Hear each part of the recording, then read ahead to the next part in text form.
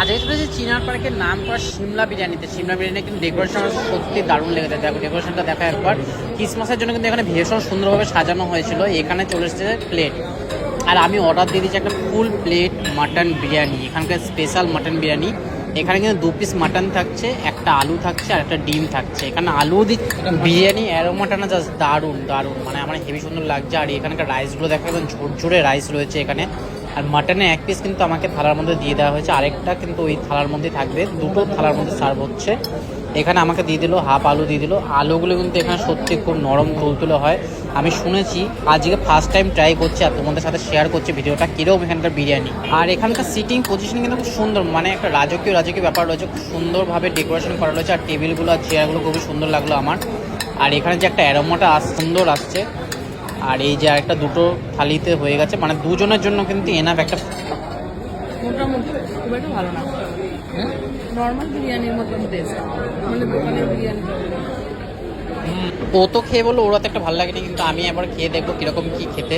আর এখানে আলুটা দেখো, আর এই যে মাটনের পিসটা দেখো চামচ দিয়ে ভেঙে যাচ্ছে এত সুন্দরভাবে। এটা কিন্তু কচি পাঠা ইউজ করা হচ্ছে, একদম কচি। একটার হাড় দেখলে কিন্তু বোঝা যাচ্ছে যে কতটা কচি এটা। আর একদম খুব সুন্দরভাবে এটা কিন্তু তৈরি হয়েছে। রাইসগুলো ঝুরঝুরে হয়েছে আর মাটনটাও খুব সুন্দরভাবে গলেছে। আর অ্যারোমাটা জাস্ট দারুণ। আমি চামচ দিয়ে এটা খাবো না, আমি আর পাচ্ছি না, আমি হাতে ইউজ করবো, হাত দিয়ে খাবো। এই মাটনটা দেখো, মাটনটা কিন্তু ছিঁড়ে যাচ্ছে, লিটারলি ছিঁড়ে যাচ্ছে, এত সুন্দর। আর এটাকে নাল্লির পিস দিয়েছে, এত কচি পাঠার নাল্লির পিস, কি বলবো আমি, এত লাকি না। জাস্ট মাটনটা দেখো, আমার কিন্তু এই মাটনের নাল্লি পিসটা কিন্তু খেতে দাঁড়। এগুলো মাটনের পিস,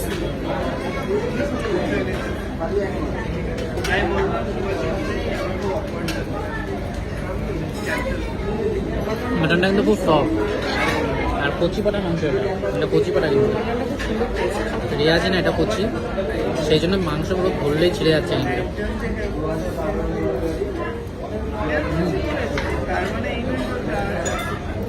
এটা কিন্তু ডিমও আছে, রাইস দিয়ে খাবো।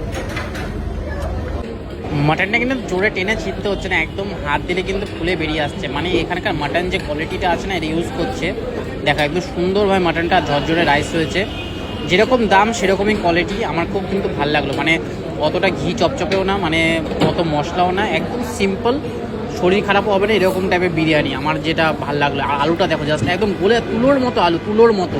আমি দাদা বৌদি, জিবাপি, আউদ এগুলো সব বিরিয়ানি খেয়েছি, সব বিরিয়ানি কিন্তু মোটামুটি ভালো লাগে আমার। কিন্তু এই বিরিয়ানিতে যে আরেকটা প্লেটের মধ্যে, এটার মধ্যে একটা মাটন পিস আছে, কিন্তু অর্ধেক ও খেয়ে উঠেছে অলরেডি। তাই একটু লেট হয়ে গেলো দেখাতে লেট হওয়ার জন্য খাওয়াও কমপ্লিট হয়ে গেল ওর। যাই হোক, আমার প্লেটেই দেখাই তোমাদেরকে। আমার মাটনের পিসটা কিন্তু খুব বেশি ছিল, মানে হচ্ছে মাটনের পিসটার মধ্যে এত সুন্দর একটা মানে অ্যারোমা রয়েছে, এত সুন্দর একটা স্মেল রয়েছে, আমার সত্যি অসাম লাগলো। আর হাড্ডির পিসটা দেখলে বুঝতে পারছো কতটা এটা কচি পাঠা, হার্ডলি 7 থেকে 8 কেজি কচি হবে আমার যা মনে হচ্ছে। যাই হোক, আমাদের খাওয়া দাওয়া যে মতো কমপ্লিট হলো। আর এখানে হচ্ছে এই বিলটা দেখে নাও তোমরা, বিল হচ্ছে 485, এখানে বিল রয়েছে 485। দেখাবো একটা নতুন ভিডিওর সাথে, তত জন্য টাটা বাই বাই।